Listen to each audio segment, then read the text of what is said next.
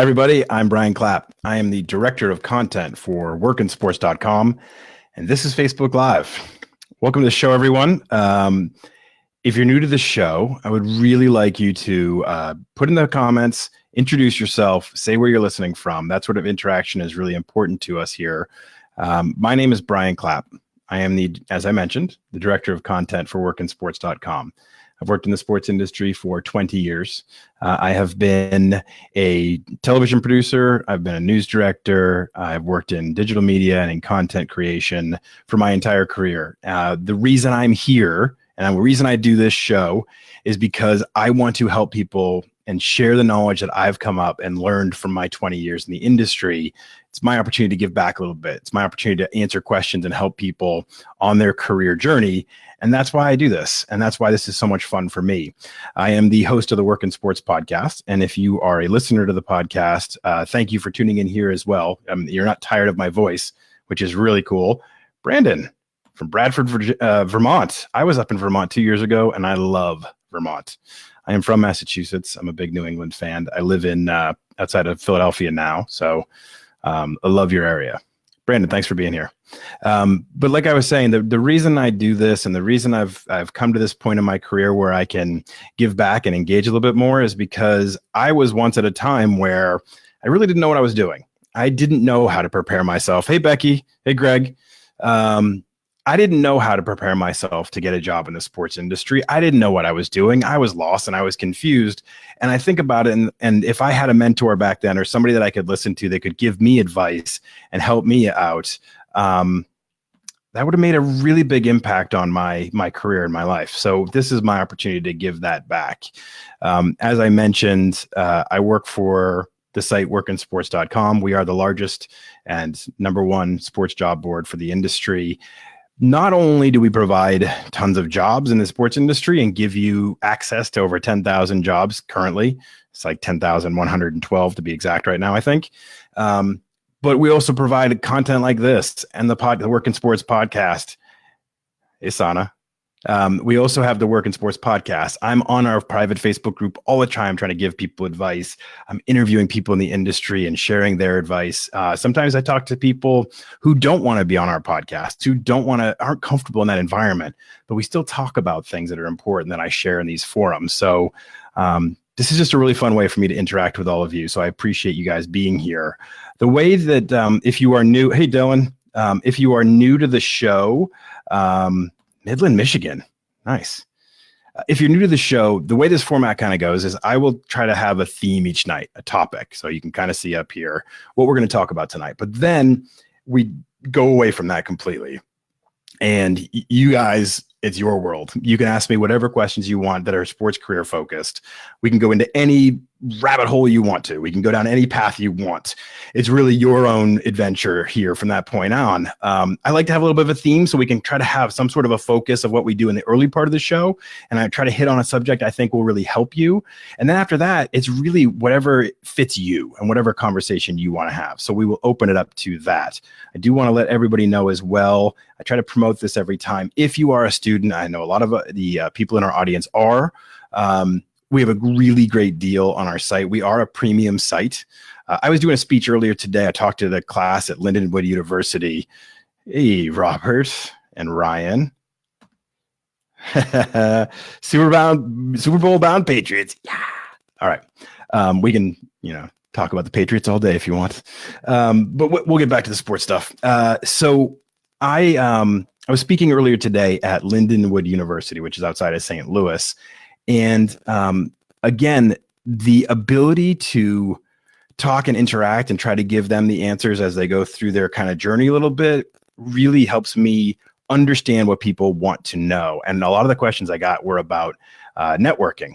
And I also was sharing with them, yes, we are a premium subscription job board, and there's advantages to that. You might think to yourself, I don't want to pay for a subscription to gain access. Well, there's advantages to that, and there are two. And I'm going to get through this really quickly just so you guys can understand it and realize that we're working to your benefit with this. When you have a free job board, there's lots of them out there, right? They still have to make money. And the way they do that is they charge the employers to post their job. But what that does is it limits the playing field, right? Not every employer is going to pay to be present on their job board. So what we do is we took the model a little bit differently. Hey, Jennifer, good to see you here. We did go about the model a little bit differently. We determined that if we make it a membership model, then we can pull every single job out there and put it on our site. And what that does, it does two things. Not only do you get access to the complete list of available jobs out there, but employers tell us all the time they love our members because they know that they are committed. They're really interested in working in sports. They have the skill set because they wouldn't pay for a membership to a site like ours unless they were really serious. A lot of the free job boards, like I've talked with talent acquisition managers and they tell me all the time, like, we'll get thousands of resumes from people that aren't really qualified. But when we get people from your site, they tend to be a lot more qualified. So it's a step up in the right direction.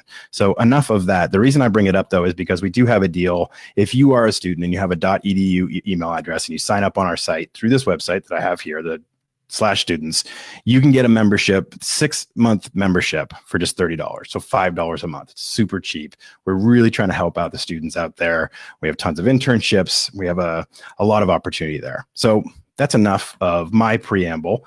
But as I said before, when we get to the question and answer part, if you ever have any questions about me personally as well, I don't mean personally, but like about my career, any of the steps that I've taken or anything about my credibility level, feel free to ask it. I'm an open book. So I wanted to talk tonight about the 5 different types of people that you need in your network, because we talk a lot about, I talk about this a lot. There's a lot of massive pillars of like getting a job. You need internships and experience and understanding your skill set. You need to network and you need to, there's certain things, interviewing techniques, those sort of things.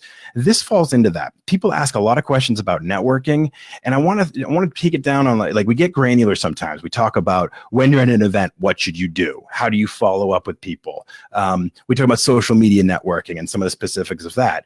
But I also want to go a little bit broader and say, who do you want to network with? Who are those people you want to have in your list of connections, the people that you can rely upon and have conversations with and grow from? So let's talk about that tonight. We're going to go through the 5 different types of people.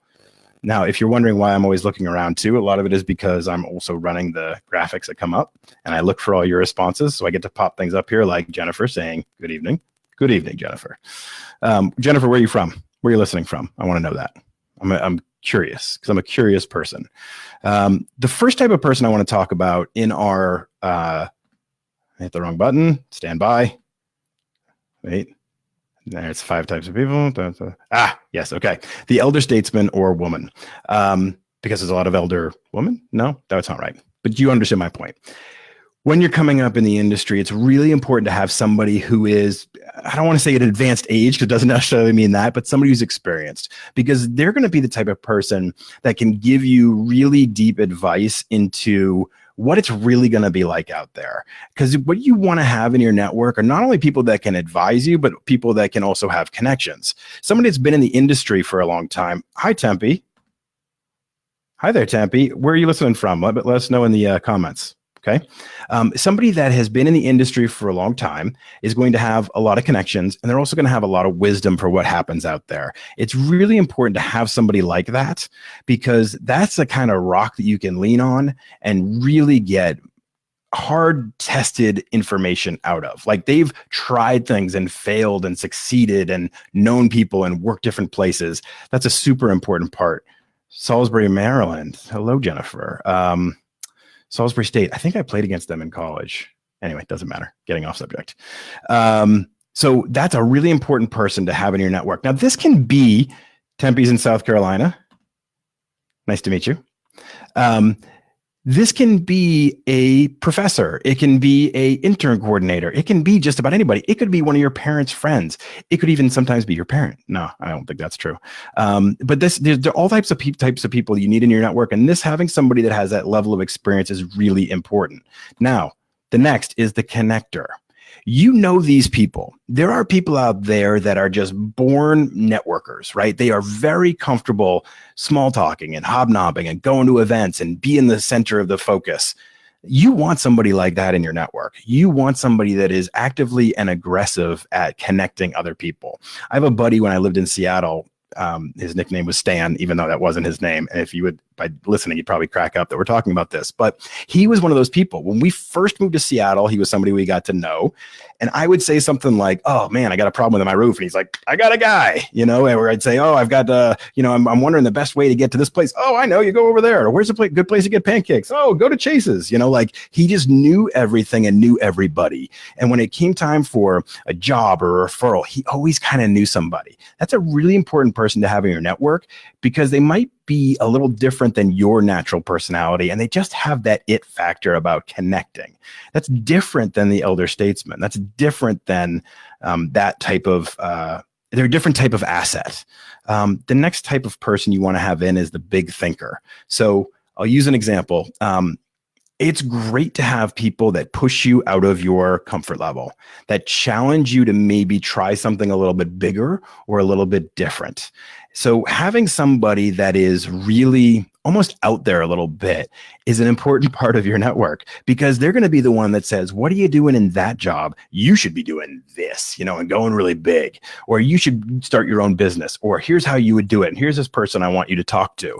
I had a reporter that I worked with when I worked at Fox Sports Northwest, and he thought differently than anyone I'd ever been around. He'd come to our creative meetings, so our brainstorming sessions, and he would come up with 10 different ideas that were like out there. He was fearless in this. He'd have these crazy ideas. 8 of them would be terrible. 2 of them would be gold. He'd turn those 2 ideas into Emmy nominations, right? He'd just have this great angle for things because he wasn't afraid to think big. And that's a good person to have in your network because they're going to constantly challenge you. And that's super important to have somebody like that. The next person on the list is the insider. You know this person because they're the one that's always in the know, right? They always are. It's a little different than the connector because the connector is somebody that's always, pivoting you to somebody else. Saying, I know this person. I know you guys need to meet each other, and they're connecting you, right? The insider is that person that always knows what's happening in industry from the inside, right? They're really connected. Kevin, I was wondering where you were. Kevin from Alexandria, Virginia, checking in late. It's all right. We forgive you. I don't see Gary yet either. I'm wondering what's happening to some of our regulars. But anyway, if you are coming in and you are fresh into the show, please put it down in the comments where you're listening from. It's great to know where everybody's coming from and listening and, where your frame of reference is. So come on in. And it's cool because when you do, I put you up on the screen and you get airtime, and look how handsome Kevin is. I just made him blush. So get back to the insider. Okay. The person that reads the industry trades and likes it, right? And knows everything that's happening in the industry, knows the person. Gary, there you are. I was just saying, where's Gary? I was wondering where Gary was, and there he is. Gary, good to see you. Everybody's having connection issues. Sorry about that. So the insider is somebody, and I can do a little bit of a recap too, guys. So I'll get you back up if anybody has missed some of this. DJ, Moore, Oklahoma. Good to see you.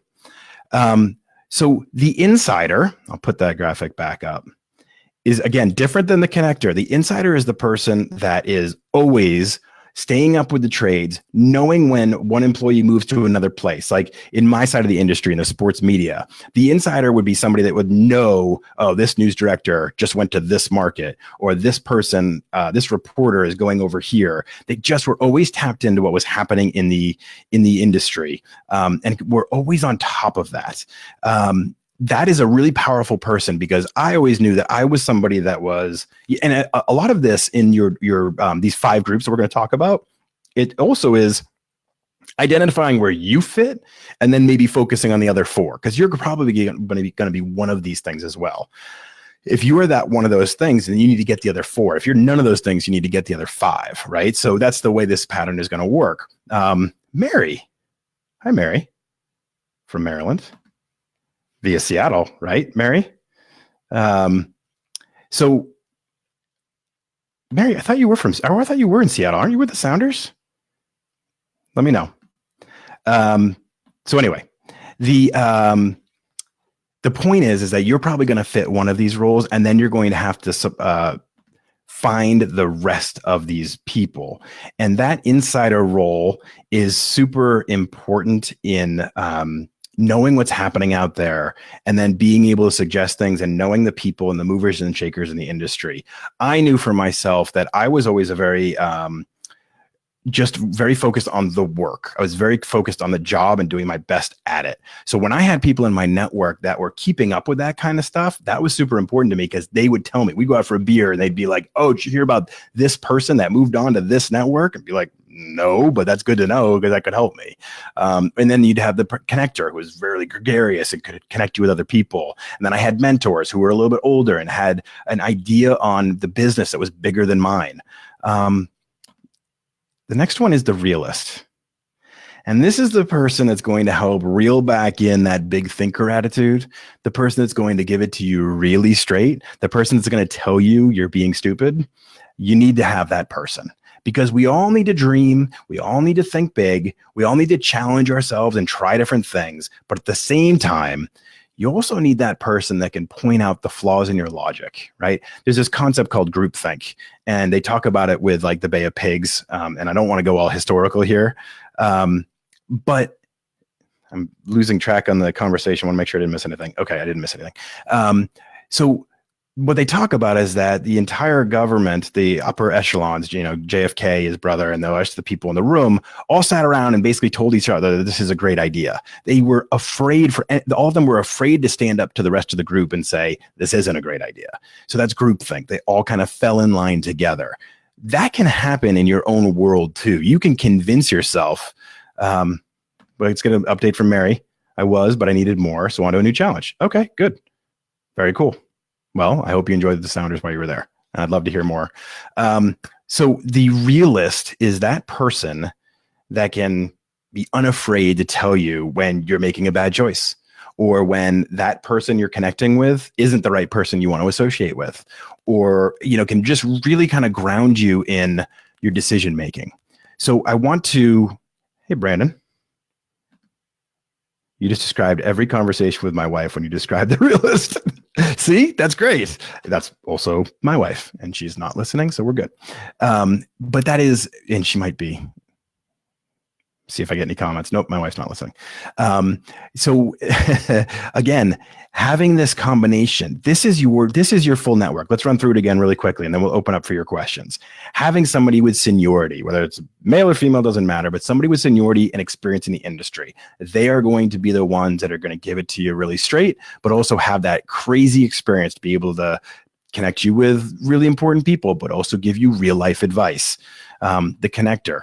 That person that is just very comfortable pivoting you to another person, saying, you need this, they need this, you guys are a match. That's a personality type. And having that kind of person in your network is very powerful.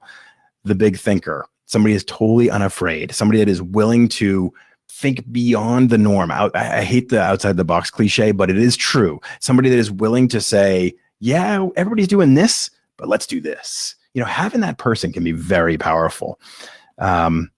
The insider, somebody that stays up with all of the information in the industry. They're reading the trade magazines. They know when people are moving from network to network, or they're moving from team to team, and they know what's kind of happening in the behind the scenes of every organization. They just have a knack for that. And then the final one is the realist, because we all need somebody who can be that contradictory voice, that can be that contrarian. You know, you hear it on sports radio all the time. Those people that are like, just forced contrarians. They're always going to take the opposite view. They're going to say something stupid like the Patriots aren't great. And they're always just trying to have that contrarian, hot take kind of view. Well, that's a powerful thing because it does make you sometimes question your own thought process and makes you say like, maybe I am coming at this the wrong way. Maybe I do need to approach this a little differently. So remember, your network isn't just about connecting you to a job, like, oh, it's who you know, and they're going to help me get a job. That's part of it. It's also an advice network. It's also somebody you can bounce ideas off of. It's also somebody you can just feel stronger and validated in your own concepts with by having these kind of conversations. Somebody you can lean on when you're confused or scared or whatever it may be, or frustrated. Your network is much more than just an avenue to get a job.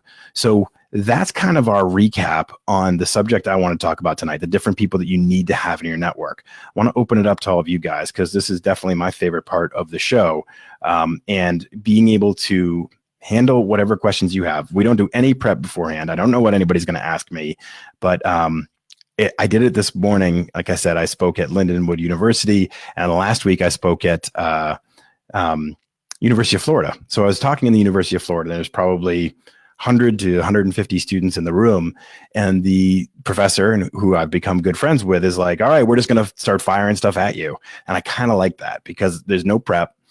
You're getting the raw and honest me. You're getting exactly what I truly believe in my heart. And the advice I think will really help. And just being pressured like that is kind of fun. It's almost like you're on a crazy game show. And so I did that last week at University of Florida. I did it today at Lindenwood University. And that is what I want to open up for now too, is just answering all of your questions. Excuse me. And the things you are most interested in learning a little bit more about. I will tell everybody, I'm going to give you an example. Mary, no offense to you, but if your comments are too long, they take up my face. And we don't want that. I mean, it's not as exciting that way. So I did enjoy the Sounders, though. That's good to hear. Very different from my Timbers experience. So MLS, great to work with a different organization. Realize that Seattle as a city isn't for me. And ready to help a smaller club in a full-time role. Well, good for you. That's awesome, Mary. Let me know if I can help at all. I spent 10 years in Seattle, so I'm very familiar. And after a while, I realized it wasn't for me either. I loved the city. It's a beautiful place. The weather was not quite as beautiful. So now I'm back on the East Coast. Gregory. Let's see what Gregory has to say. Glad you're covering this topic tonight. I really was struggling with how to let the insider know you are also interested in job openings they may have without coming off sounding like you connected with them for a job. This is really great. This is a good conversation. And Gregory, I'm glad you're still celebrating Christmas. You can tell from your photo. I should have worn my, whatever. So connecting with people and networking is a long-term play. It is not a quick, like, I told people today when I spoke at Lindenwood, you can't just like connect with somebody on LinkedIn and then never do anything. You have to build that relationship. You have to work at it some. And the best way to do that is by, noticing things that happen in their world and sharing it. Like if they work for a certain team, if you see a press release that's like they broke attendance records, hey, just saw you guys broke attendance records, congratulations. If they share an article, share it with your network or make a comment in there and read it and be involved in it. And then, every once in a while, maybe ask them for an advice because you value their experience. Don't ask for things. Don't ask for tangible things like, do you know anybody hiring right now? But instead say, hey, I'm going on an informational interview with somebody and I was going to ask them this question. Do you think that's a good question? Stuff like that. Little layup things I think really do start to help. Dan Rossetti. Sorry, I'm easily distracted. It's like shiny things in front of my face. Dan Rossetti complimented, so we're going to put that up on the screen. If anybody doesn't know, Dan Rossetti has been a guest on our podcast. He is also the president of Prodigy Sports Recruiting and one of the best guys in the industry. So Dan, thanks for tuning in. This is a lot of fun. So the point I was trying to make, Brandon, wasn't Brandon, it was Greg, is that when you are trying to connect with somebody, don't start out by asking for things, build the relationship first, right? Start to have a dialogue, start to share things that they're doing, start to try to be relevant to them and important, have a hook. Like I tell people a lot of times, like if you listen to one of our guests on the Work in Sports podcast, so Dan Rossetti, for example, you can go to them on LinkedIn, you can try to connect, add a note in there and said, hey, I just listened to you on the Work in Sports podcast. Really appreciate all the information you shared. And I had a few follow-up questions if you don't mind connecting. Something like that can go a long distance of that's your hook. You know them because of this reason. And I was hoping to have a conversation, a follow-up question or whatever it may be, more clarity on something. So the ability to build a relationship rather than just Kevin here, but like, I was wondering where you were. The ability to build a relationship rather than just asking for things is really the process and the frame of mind you need to put yourself in. You have to go about it from a perspective of, I'm not connecting with this person to get something out of them. I'm going to build a relationship with them and hope that things come from it. So it's a little different frame of mind on that. So Gregory, I hope that helps. I'm going to go back to the questions, but I want to say hi to anybody that's just coming in, namely Kevin. If you do come in, I would love it if you guys share where you're listening from. Always nice to know where everybody's from so that when you come into another one, I kind of just get a vibe where everybody's listening from, and I really enjoy that. It's part of the fun of this. Okay, Brandon, looks like a good question. Brandon, so I feel at age 37, I'm a little late to the party in my schooling. I'm about a quarter of the way through my time at Full Sail University. The question I have is, and I have many, is what is the best entry position to look for? Brandon, entry-level positions. Okay, so I'm gonna do this in two phases, kind of. The first thing is, no one can really tell you that because it has to be something that follows your passion and your interest and something you're going to be connected with. And I don't know you well enough to give you that straight advice. But what I will tell you is that the vast majority of jobs in the sports industry are in sales, right? So I think that is a great starting point. Sales jobs aren't necessarily for everybody, but if you do it for a little while, it can be an entry into the industry to get into marketing, to get into operations, to get into media relations. But having that sales experience on your resume means that you're connected to generating revenue, and that sells yourself to organizations for the rest of your career. So what I tell people and what I believe thoroughly, and I have not worked in sales. I started out in the sports media. I started out at CNN Sports Illustrated as a production assistant, and that was my path.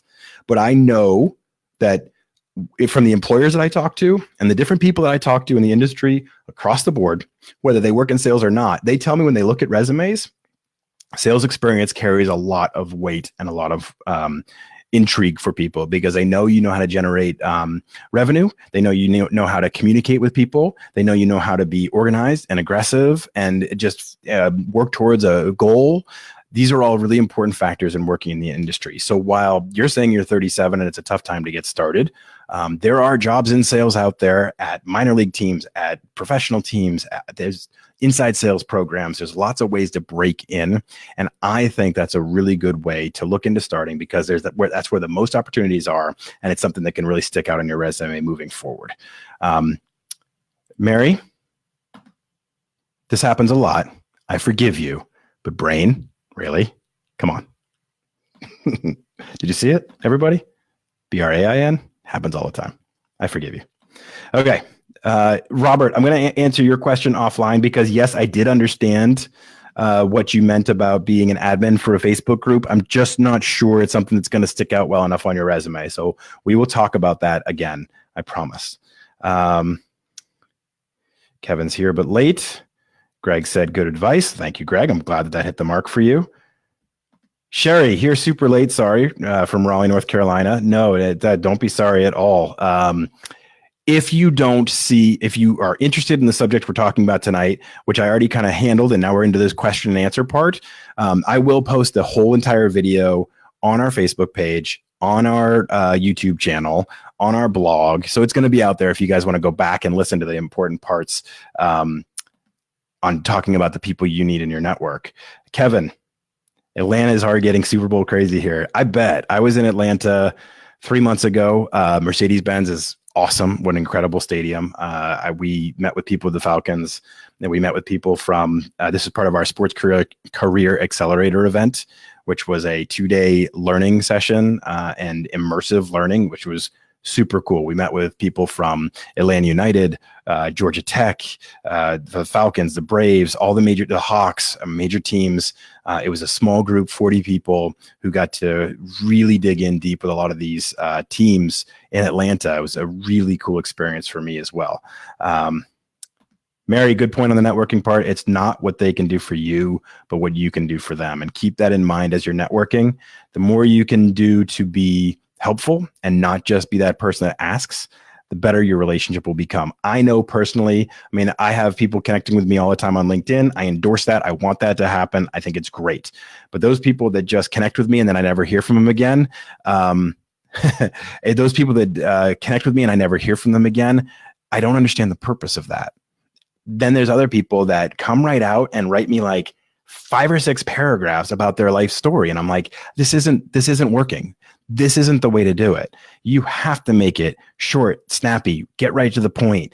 Don't come out asking for things. Try to make it conversational. That's how you start to build a relationship. I've built relationships with a lot of people in our Facebook group, through LinkedIn, through this platform. I mean, Robert and I have talked before offline. There's a lot of you that I've spoken with on deep levels because we're engaging with each other rather than it just being, and this is what you need to do with other people too, not just with me, but we're engaging with each other. And we're having an adult conversation, and we're making it respectful of our times. And it's not just like, I'm going to dump everything on you and you're going to tell me what to do with my life. You know, it's a different kind of rhythm to it. So remember that, keep that in mind.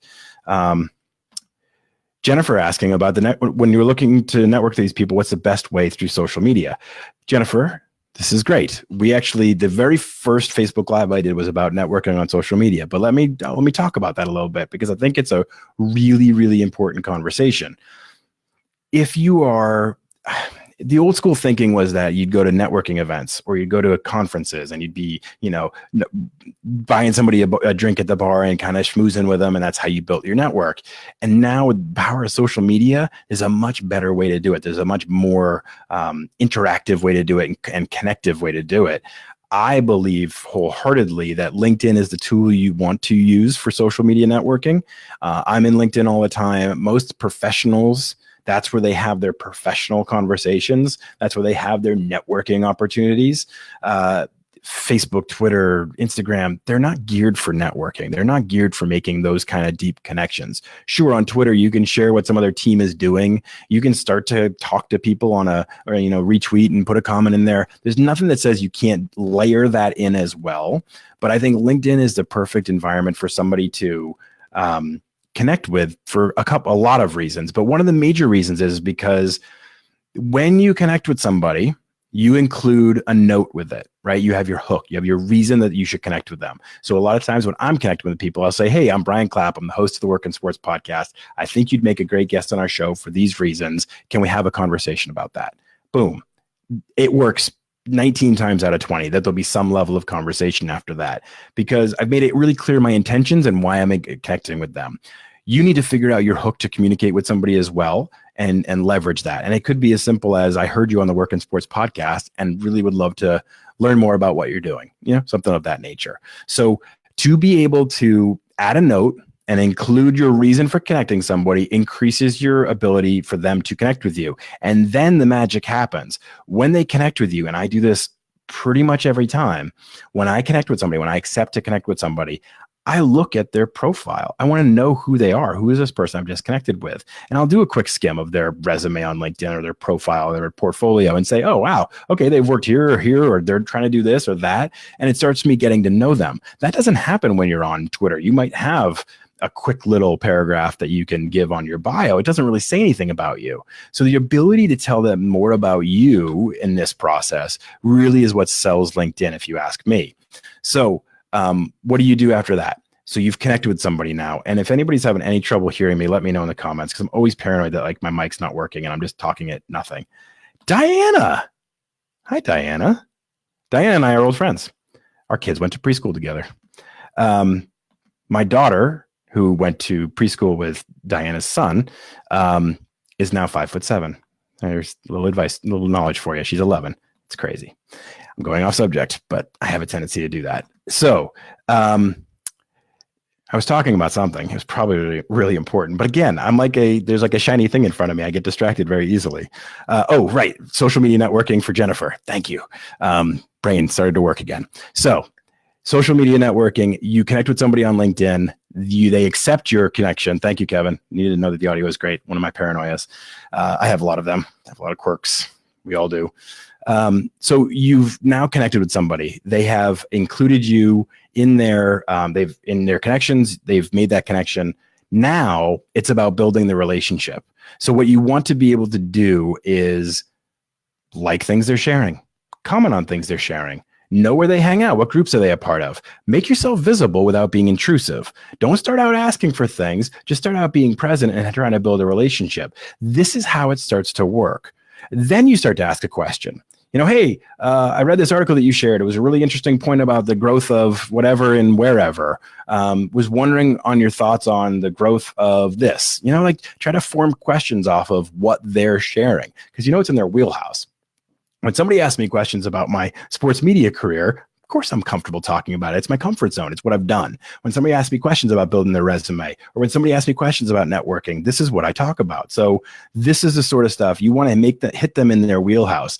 Don't come right out with somebody you do not know and just start asking them for things. They don't know you. They can't do that. So try to make it a little bit different. Dan Rossetti commenting in, and he might have done this a little while ago, but I agree. You're always selling either yourself, your brand, your idea, etc. And he's exactly right. So when I was talking earlier with, I think it was Gregory or maybe it was Brandon's comment, Brandon, 37-year-old Brandon, and I'm 44, so I can make fun of you and say you're 37. That's fine.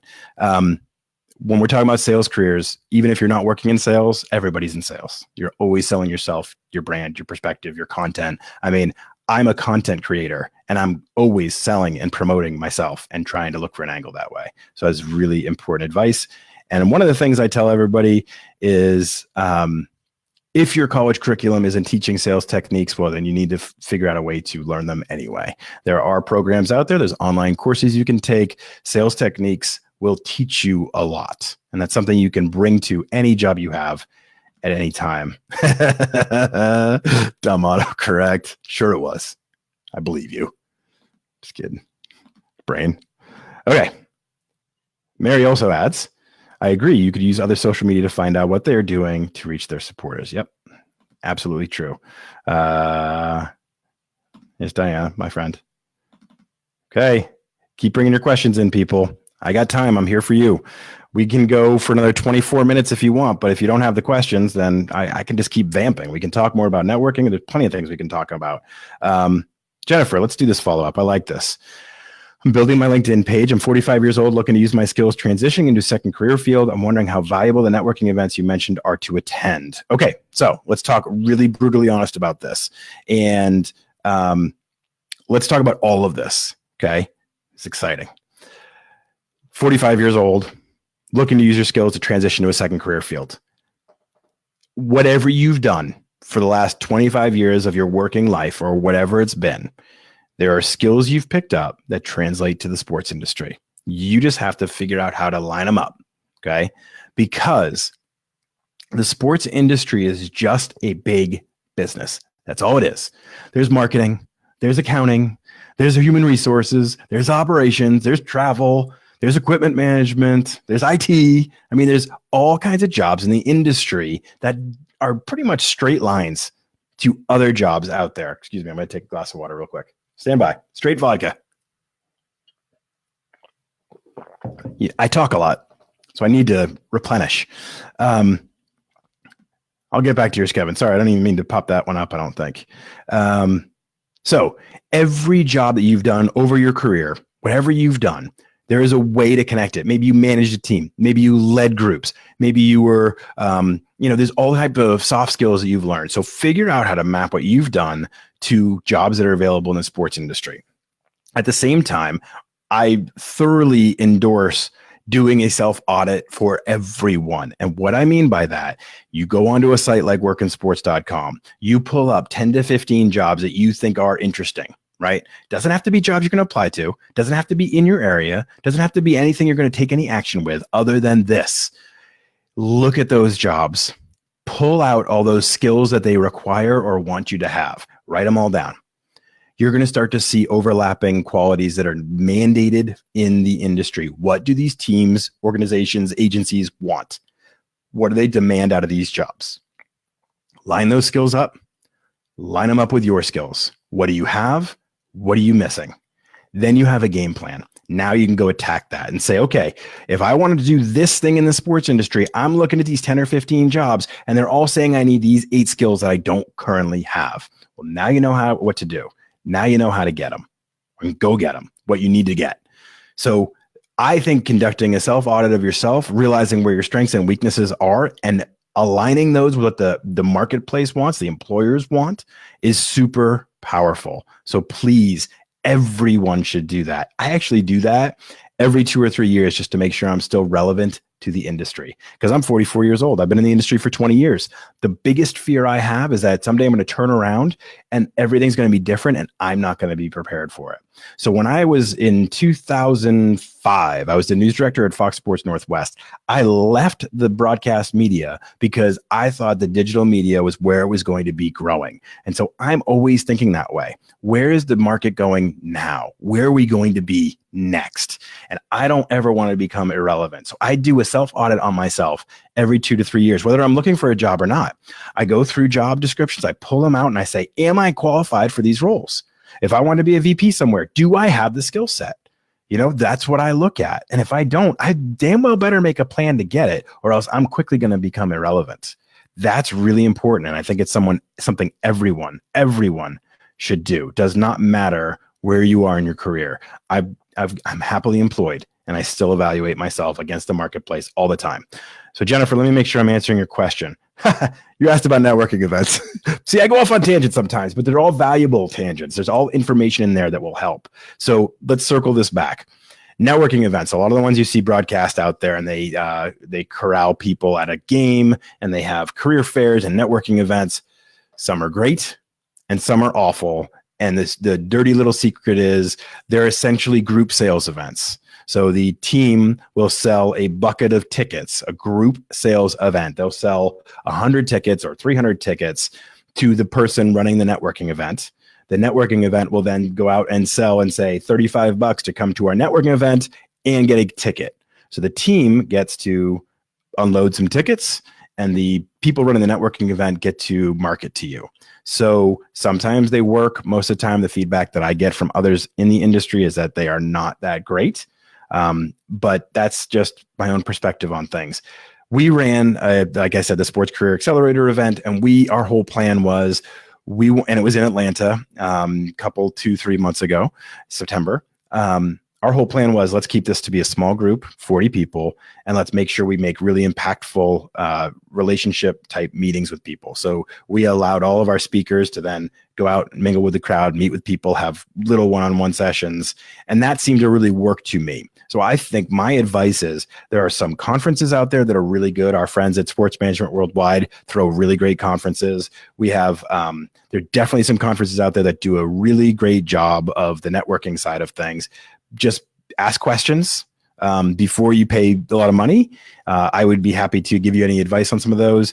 And just because it might be an inexpensive opportunity doesn't mean it's a good opportunity. So value your own time is what I'd say. Kevin, the unique CV letter, cover letter, concept, which I swear by now. There aren't a lot of examples of this online or in books. Do you still think sports HR managers agree with this concept, or is it just a good way to stand out? Okay, so what Kevin's talking about is that I always tell people that their cover letter needs to be their story more than there needs to be an angle about it that makes you interesting rather than a paragraph form of their resume. Because that's what happens. 95% of the cover letters that I've read over my career are just taking their resume and putting it in a couple paragraphs. And it just is boredom. It's pure boredom. And it's like a wasted piece of paper. What I tell people all the time is that it's an opportunity for you to tell a story about you and as it relates to that job. Maybe it's somewhere you failed and how you rebounded from that. Maybe it's an experience you had at a game at one point that framed your whole concept of where you're going to go from here. So having a story brings somebody in. What it does also is it shows off your ability to communicate. It shows off your ability to grab somebody and be competent and well-spoken and articulate. Those are all really important features. And so do I think sports HR managers agree with this concept? Yes, I do. I talk with people a lot. And they will always tell me cover letters are the thing that people mess up the most, because that is, okay, I'm going to quote Mei-Lin Vu, who is the assistant director of talent acquisition for the Cleveland Indians, who I just had on the podcast 2 weeks ago, I think. 3 weeks ago? 2 weeks ago? Anyway, it's great. You should listen to it. What she said, and I love this, she said, resumes are two-dimensional, right? I don't have any bit about your story. It's just a list of what you've done. Your cover letter is at least an opportunity to make the story of you come to light a little bit more, come to life. And that's what I think your approach should be to the cover letter is, what else can you tell me about you? Sell me on you. Because your resume is going to tell me if you have the skill set necessary to do the job, but your cover letter is going to give me a little bit more insight into you and your personality and your abilities. So try to make them stand alone from each other, stand apart a little bit. Should you make a CV? Kevin says, ordered Mike Weinberg book, thought it was great, all about sales for anyone. Not familiar with that one, but that's good advice. So everybody, Kevin endorses Mike Weinberg's book. I'm sure you can find it on Amazon. Gregory. Hey, Brian, my wife said I'm wrong. So obviously I am. But we had a discussion on if it is important to have a resume now using something like Illustrator. She said it isn't. What do you think on this? I also won't tell her if you end up agreeing with me. Okay, so it depends on what kind of a job you're applying for, in my view. I used to laugh and not really enjoy it when I'd get a resume that was like on pink paper or over designed, because to me, that was somebody trying to hide and cover up the fact that maybe their actual experience was lacking.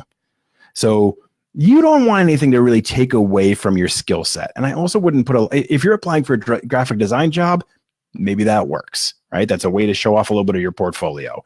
But 95% of the places you apply are going to have an applicant tracking system, and they're basically going to pull out the words in your resume, parse it, try to match it against the skills that are necessary for the job, and figure out if you're a match. So there's a computerized algorithm that's going to calculate your connection to this job.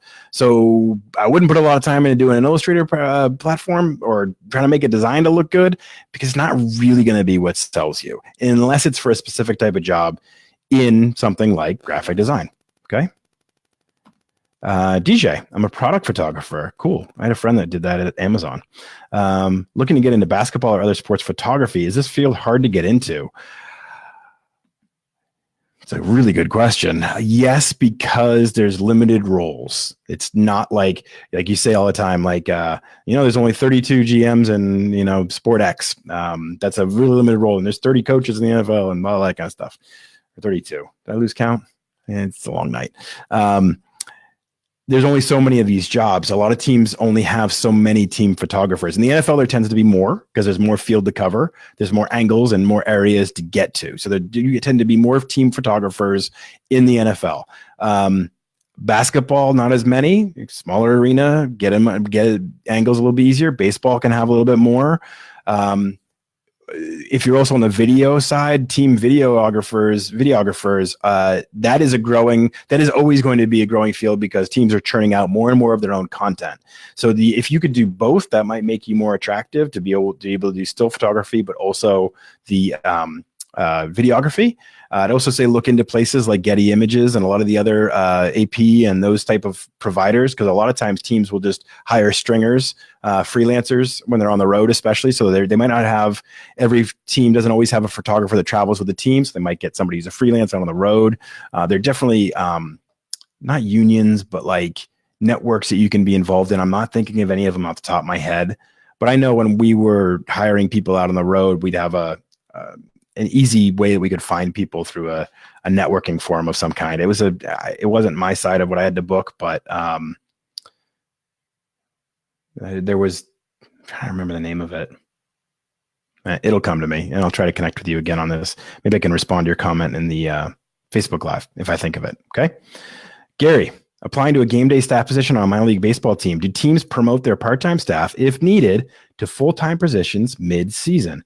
Gary's a great question. Of course, anything can happen, right? Things obviously change as the season goes on. My advice to you is that if you position yourself to be the absolute best at your job, you are going to be in position if one of those things happens, if they need to hire somebody and move them up full time. Any of you on an internship or on an entry-level job or on a part-time job, you're basically on an interview every day. Right? When you're interning, you are interviewing and showing your worth. You're a proof of concept. You are out there doing the job and they're evaluating you to see if you could be a good full-time hire. If you're in part-time, same thing. You're going to be evaluated every day. you're basically doing a long form interview. So take it super seriously, do everything that's asked, be willing to go that little bit extra if they need something else afterwards. Don't ever think about, well, hey, off the clock, see ya, be willing to put in that little bit extra, and you're going to position yourself to be that person. Every place you've ever been, there's been, whether it's in sports or whether it's in anything, that kid that always raised his hand, there's always that person that does that little bit extra. Be that person. There is no shame in that. There's actually a lot to be gained from it. So being the person that is willing to do everything, that is wanting to do everything, that puts in that little bit extra effort, if a position then opens up, you're going to be in the one in position for it. Very important. And good luck applying for that game day staff position on minor league team. I love minor league sports. I think it is one of the best training grounds, especially minor league baseball. It is the best training grounds for entry-level jobs and internships because you do so much. There's so much need. Remember, minor league teams put on the same show as a major league team, and yet they have a quarter of the staff, if not less. They need to sell the sponsorship. They need to run the press box. They need to sell tickets. They need to market. They need to promote. They need to scout and run their team. They need to make business decisions. They need to run out the tarp and hire the mascot. I mean, all these things are happening just like they do on the major league scale, and yet they have a smaller staff. So you jump around and you do a lot of things. So if you're working game day staff, there's going to be opportunities to do more and be open to it, and let your bosses know that you're open to it. Gary, thank you. Okay. Working through, Jennifer said that so helpful. Thank you. I'm glad that was helpful. Dan has good advice. Dan is worth listening to. Always remember, if you go to the networking events, it's just as important to meet others like you there for an event. You never know when an individual might land a job and can make an introduction for you or bounce ideas off down the road. Really great point. Networking isn't just about up. It's about across too. Getting to know other peers. They might hear something. They might get a job and want to bring you in because you've connected with them and you stay connected to them. We've actually had this on our podcast group. People are connecting with each other across colleges, across areas of the country. And one person started a job at Minnesota United and posted in the Facebook group and said, hey, I'm working at Minnesota United. I really like it here. And I want to make sure all you guys know we have this job opening. That's how networking with your peers can really work to your advantage as well. So it's not just about, I got to get to know this CEO or I got to get to know this hiring manager. It's about getting to know the people around you as well, those on the same level that can then you prove yourself to them. And then, I had a friend who was, I've had friends who have jumped up to very powerful positions that I can then lean on when I need it. And we were peers. So it's always important to feel those people around you as well. It's not just networking up. Good point, B Clap. Kevin, I don't know what I said, but I'm glad it was good. I'm kidding. I remember everything I say. Ryan, good. This is nice of you. Best of luck to you on that job position, Gary. See, this is peer-to-peer networking. I like this. Robert says we can find him on LinkedIn, which is true. I believe I am connected with Robert on LinkedIn. Gary said, thanks, Ryan. I don't know which is worse, Ryan or Brain. Let me think about that. I'll get back to you. Gary, my boy, I expect more from you. Just kidding.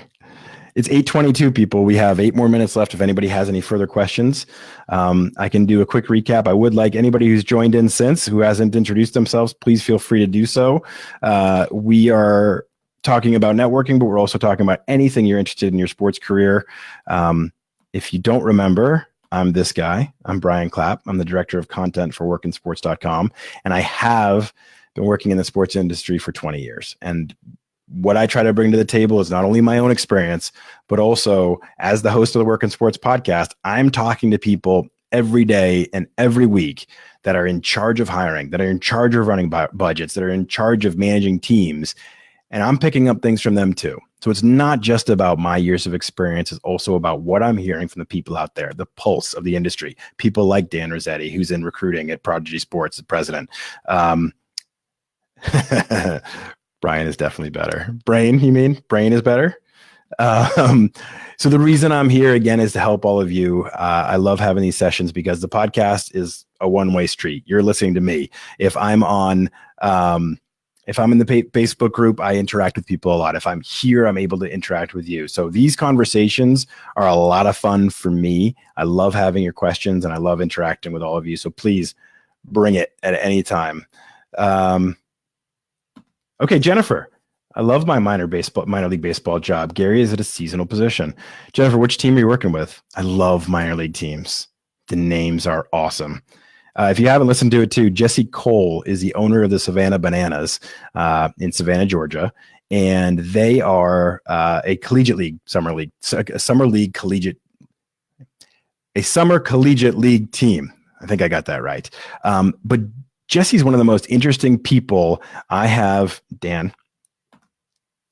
Good luck, everyone. Keep listening to this guy. Thanks, Dan. My man. Jesse is one of the most interesting people in business and sports business you'll ever come across because he has this total contrarian viewpoint in a way, but it's so obvious.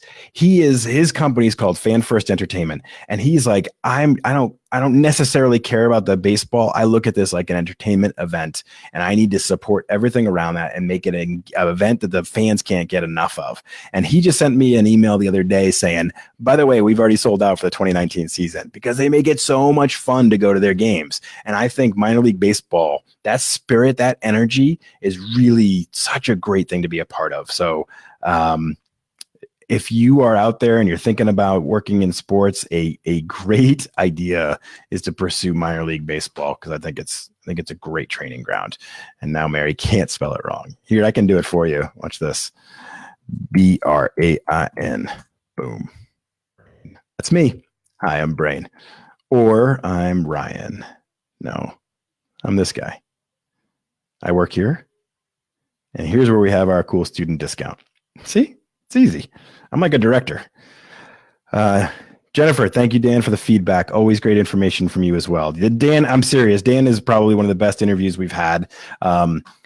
Just a guy that knows everybody and pulls no punches in the advice that he shares. And he's out there talking to colleges all the time. He's out there talking to people. He knows all the executives. A great guy to connect with.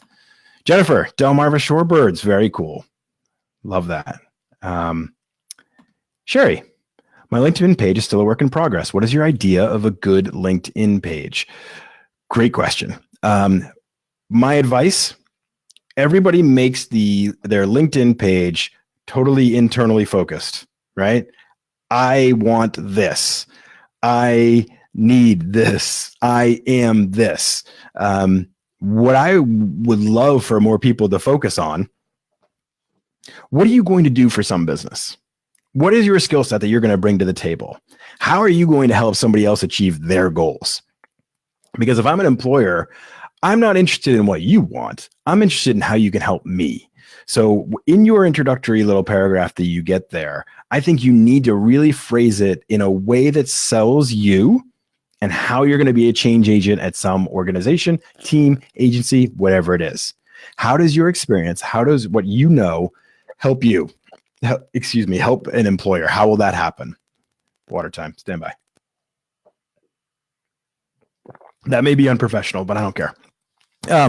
So not only do you need to have your information and your experience organized in a logical way and filled out. One thing I hate to see is somebody putting a job and that they work there from date to date and then no details about it. You need to tell me that's a good place to put your skills, what you've done, what you've accomplished. Fill out everything you've got. If you've been volunteered before, whatever you have, where you've gotten your degrees, fill out all of the LinkedIn forms and the options that you have there that you can. I also think if you have strong thoughts about something or some strong experience, you can write an article on LinkedIn and publish it there, and that will forever stay in your profile page. And that's pretty powerful stuff because, again, it's a chance for you to show off a little bit more about you, your personality, your point of view. Those are things you can leverage as well, because I know, as somebody who's been in charge of hiring before, if I look at somebody's profile and see a very completely built out, detail-oriented, well-spoken, articulate, grammatically correct, I know that they have attention to detail. I know that they have a point of view. I know maybe they have leadership skills. I can start to see and understand about them a little bit more. And I can also see how they're going to help my organization. So that is a super important part of building your LinkedIn profile. Take it from the perspective of, how is this going to tell somebody that I can help them, that I can be the answer to their problems at their organization. And nobody does that. Everybody makes it me focused. That was weird, but I didn't want to hit my mic, so I don't know where to put my hands. Tempe. Brian, this has been well worth the time. I'll be listening more often. Thank you, Tempe. I'm glad to hear that. I like these sessions, so I'm glad. Gary, Brian is so right about being open to a variety of tasks or jobs at the ballpark. Let me know if I can help. See, peer-to-peer networking. This is good stuff. Thank you, Jennifer. Listen to Brian and Dan on podcast 129. Thank you, Gary. That was actually the rebroadcast. Dan and I did the broadcast. I think it was like episode 53. And then I rebroadcasted it again in December because it was such a good episode. And I got tons of downloads again because Dan's a popular, great guy. Mary, minor league is great. You wear different hats and get so much hands-on experience. Totally agree. I love it for internships. I love it for entry-level jobs. It's a great launching point for a career in any sport. So even if you're not interested in baseball at all, doesn't matter. Go do minor league sports for a year or two. You're learning all the skills. You're doing the things that other organizations and other sports are going to want to see on your resume. Santa. Found this in Working Sports through my current program with Columbia Sports Essentials. After the session, we'll be signing up with your website. Oh, thank you. Does a student discount work with, it doesn't work with Columbia Sports Essentials. It works just with workinsports.com. You have to have a .edu address. That's how we know that you're a student. So I think that's what you're asking. The only way we can validate people are a student is if they have that .edu address. So, but Santa, we can talk offline. We can figure this out, okay? Because I can hook you up. I have that power. Brandon.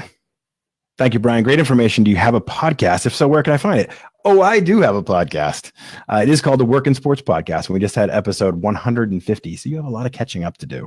Every Monday, I do a QA session, which is a fan question. I go deep dive into some subject a fan wants to know about. And people can email me through LinkedIn. They can, there's tons of ways you can connect with me through our private Facebook group. That's how I get the questions. And then I do a 15 to, usually 15 minute-ish, 15 to 20 minute-ish podcast, just going really super deep on a subject, on a question. For example, the one I ran on Monday was about the research you should do into a company before you go on an interview. So I gave like super actionable advice, like this is what you should be doing in order to prepare for an interview. So that's what these are. They're really deep, actionable pieces of advice on a subject important to everybody listening. Then on Wednesdays, I do an expert interview. So I'm interviewing somebody in the industry. Recent ones include Vincent Pearson, who's the minor league baseball director of diversity and inclusion. The week before that was Melanie Newman, who's a broadcaster with the Frisco Rough Riders, one of only 5 women doing play-by-play in professional baseball. The week before that was Maylin Vu, who is the assistant director of talent acquisition for the Cleveland Indians, which was all about like what they look for when hiring staff. And the week before that was Kurt Svoboda, who is the associate athletic director at University of Michigan. That's a pretty good 4-week span. And I've had people in community relations. I've had sports agents, including Lee Steinberg and Jack Mills, who Jack Mills represents Baker Mayfield.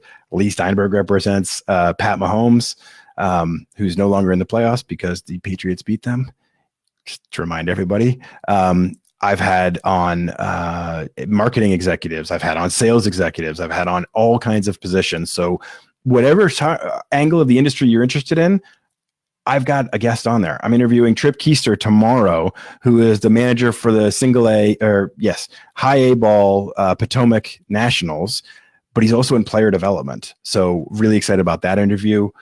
Next week, I'm publishing. It's Lee DeLeon, who's the associate athletic director at Purdue.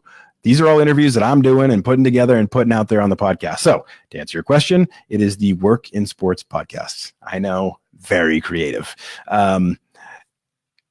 It's awesome. I don't mean to brag, but I really think it's good. So I would love to have you listen to it, and I'd love to get your feedback. So thank you, Brandon. Where can I find it? Sorry, I should have answered that too. iTunes, Google, Spotify, Pandora, on our site. It's on every single podcast player you could possibly want. It's everywhere. Stitcher, iHeartRadio, they're all there. Mary, change agent. Did I say change agent? I say that a lot, and it's one of those buzzwords that I actually don't like that much. Gary helping me out here. Yes, it's the Work in Sports podcast. Thank you for getting in there. Robert, are we going to keep the Facebook Lives on Thursday or the date change? I remember you posted about this a while back. Yeah, so I did have a little, and I'm going to wrap up pretty soon because we're getting kind of late. I did say that I was taking feedback from people on whether Thursday at 7:30 p.m. was a good time to do this because I wanted to make it available and approachable for everybody. Right now, it seems like that's where we're going to stick, but that could change over time. I'm always open to that feedback. And if you join our private Facebook group, which is on, if you go to Facebook and you search for the Work in Sports podcast, you'll find the group, answer a few quick questions just so I know you're real and a human. And I'll let you in and we can have this discussion there.